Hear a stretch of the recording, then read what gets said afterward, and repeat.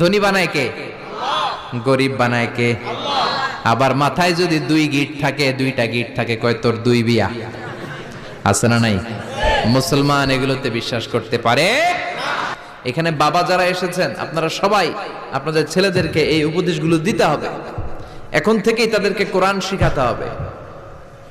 এই জন্য ইসলাম বলে জন্ম নেওয়ার পরে বাচ্চার কানে তুমি আজান দাও, যদিও বাচ্চার উপর এখনো তার আমল নামা শুরু হয় নাই, কিন্তু তার কানের সামনে ইসলামটা তুমি পৌঁছে দাও।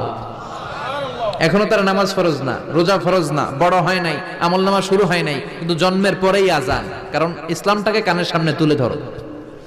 7 বছর বয়স হয়েছে, একটা সুন্দর নাম রাখো। সুন্দর নামের দরকার আছে না নাই? এখন সুন্দর নাম রাখতে চায় না। আজকে যার বাসায় খেলাম, ছেলের নাম আল ফারাবি, একজন বড় দার্শনিকের নামে নাম, খুব সুন্দর। এগুলো রাখবেন। লোকমান এই নাম রাখবেন। লোকমান নামটা কেমন লাগে? সুন্দর লাগে তো? এই ভালো ভালো নামগুলো রাখবেন, তাহলে ছেলেগুলোর ভদ্র বানাবে কে? এখন অনেক বাসায় গেলে বাচ্চাদের এমন নাম শোনা যায়, অবাক হয়ে যায়। আহাব্বুল আসমা ইলাল্লাহ আব্দুল্লাহ, আব্দুর রহমান। আল্লাহর কাছে সবচাইতে প্রিয়তম নাম হচ্ছে আব্দুল্লাহ আর হচ্ছে আব্দুর রহমান। সুবহানাল্লাহ পড়েন। এই নামগুলো রাখতে রাজি আছেন তো? আব্দুল্লাহ, আব্দুর রহমান রাখবেন। নবীদের নামে নাম রাখবেন, সাহাবাদের নামে নাম রাখবেন, তাহলে ছেলেগুলো ভদ্র হবে, নামাজি হবে, ঠিক কিনা? সাইয়েদনা লোকমান তার ছেলেকে উপদেশ দিলেন 10টা। জোরে বলেন কয়টা? উপদেশগুলো আল্লাহর কাছে এত ভালো লেগেছে, আল্লাহ সরাসরি কোরআনে যেমন যেমন বাবা উপদেশ দিয়েছিল তেমন তেমন আল্লাহ তুলে ধরেছে। এজন্য সব বাবাদের উচিত ছেলেদেরকে উপদেশ দেয়া। ছেলে যত ছোটই হোক তার কানে আপনি ইসলাম পৌঁছে দেন, জন্মের পরে কানে আজান দেন, বয়স যখন 7 দিন আকিকা দেন। আকিকা অনেকে দেরি করে দেয়, কুরবানির সাথে দেয়, হ্যাঁ আদায় হবে, কিন্তু 7 দিনে দিলে সুন্নাত সম্মত আদায় হবে, ঠিক কিনা? 7 দিনে দিবেন।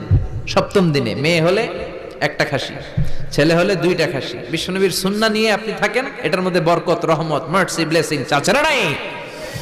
7 দিনের দিন নাম রাখবেন, আকিকা দিবেন, কোরআন শিখাবেন। ছেলে যখন বড় হবে ছেলের হাতে কোরআন তুলে দিবেন, ছেলেটা কোরআনওয়ালা হবে। আর যদি ছেলের হাতের মধ্যে গানের বাদ্যযন্ত্র তুলে দেন, গানকে ভালোবাসবে। এজন্য জীবনটা শুরু করবেন কোরআন দিয়ে, জীবন শুরু করবেন ইসলাম দিয়ে, তখনই ছেলেগুলো ভদ্র হবে। ছোট্ট অবস্থায় ইসলাম শিখান, ছোট্ট অবস্থায় নামাজ শিখান, নামাজি হবে, বড় হলে হবে না।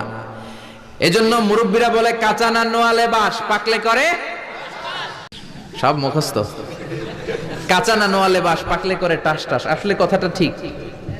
কামার যখন কাদামাটি দিয়ে পুতুল বানায়, একই কাদামাটি দিয়ে গ্লাস বানায়, একই কাদামাটি দিয়ে কামার জগ বানায়, যখন এটা কাদামাটি যেই কোনো শেপ দেওয়া যায়, যে কোনো স্ট্রাকচার দেওয়া যায়, এইটাকে আগুনে পুরানোর পরে যখন লাল হয়ে যায়, শক্ত হয়ে যায়, তখন এটারে শেপ দেওয়া যায় নাকি?